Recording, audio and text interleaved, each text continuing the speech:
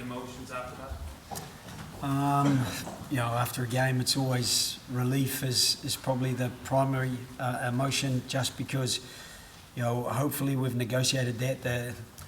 The boys who, came off seem in really good spirits, and so we've hopefully got through that unscathed. I think that's always the most important thing, and then we've got a performance that we can be proud of, I think. The first quarter of the game, we couldn't hang on to the ball. I think we made 40 tackles as opposed to them having made 6 tackles in that early part of the game. But I thought we did a really good job defensively, and then we built our way into the game, and I felt we dominated the last quarter. So it was not necessarily pretty to watch, but it was nice to get that result. In the time since the lads have come off the pitch, have you had any update on Keith Earls? Yeah, he's walking around okay. Those sorts of things, you've just got to wait and see if it's okay tomorrow. But he potentially could have played on.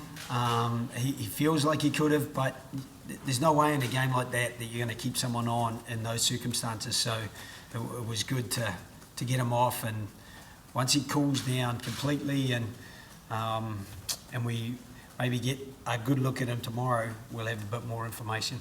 Yeah, look, I think the lads last week, they put a bit of a marker down as to where we expect the physicality to be and where we expect that sort of collective to be, and we knew we needed to improve, take another step, and I think that was another step today in terms of those aspects of the game. The sort of aspects that we pride ourselves on, that certainly in Twickenham and bits of the Six Nations that we didn't feel we were, as players, we were good enough in. So yeah, look, we know we have a lot more in us, and we know we're going to have to produce a lot more, but I think in terms of steps in the right direction, I think that is a performance that we can be happy with and get onto the plane on Wednesday, with a bit of confidence. No doubt we'll look back and we'll look at the mistakes we made, and as always, we'll try to get better. Yeah, look, it's obviously incredibly special, this place. Like I said in that interview, has been it's had some wonderful memories. It's had some ones that you've had to use to try to be better, and to get that reception from the supporters here, look, it's nice for my mum and dad and my young family and my wife to be in there and to hear that.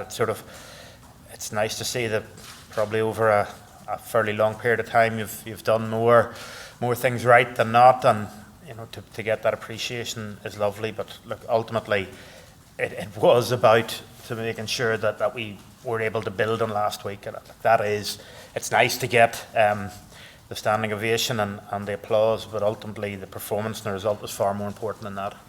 Joe, did you struggle to hold back the emotion of what this chapter in your life is coming to a close in Ireland, or does the focus of the World Cup just help that? Yeah, the focus of the World Cup is huge, so you're immediately starting to think in terms of our next game. Obviously, Scotland have had a couple of big wins against Georgia.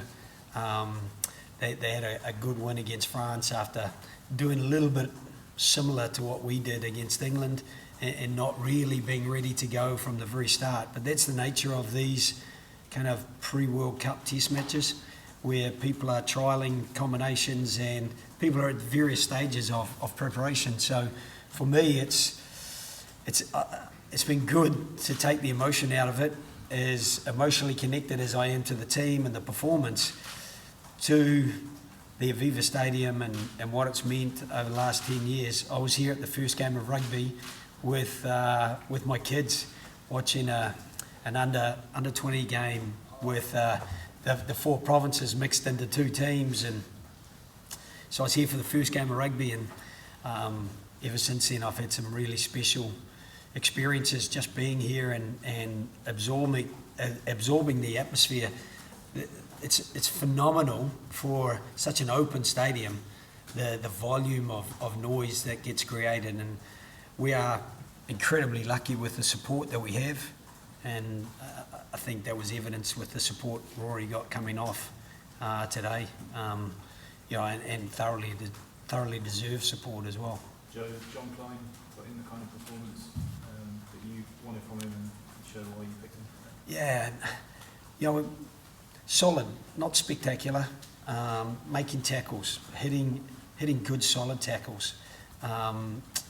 You know, he's a good man for us in the engine room, and I think James Ryan is James Ryan. Really, he just keeps setting a bar for himself and then looking to jump a little bit higher. And I thought Ian Henderson added some value, and we've got Tyke Byrne there, so it's going to be a good contest for those spots. And they're four quite different profiles of second row, so it allows us a little bit of flexibility in how we change up the game during the game or from game to game. But it's like ruck continuity, isn't it?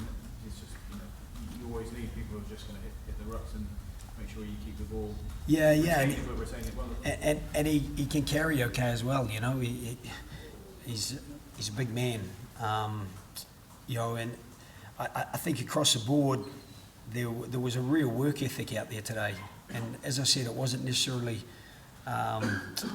wasn't flash, but it was functional. And sometimes when you're building towards something, you want functional. I thought the first try was really well constructed for Rob Carney to get over. You know, we went through some good phases. When we made a couple of line breaks, Jordan Lama, Josh van der Fleer, I thought we looked dangerous with the ball. But once we got to squeeze them in the 22, I thought we muscled up really well on the back of good set piece, our line out, our scrum. I thought they were real go-tos for us today.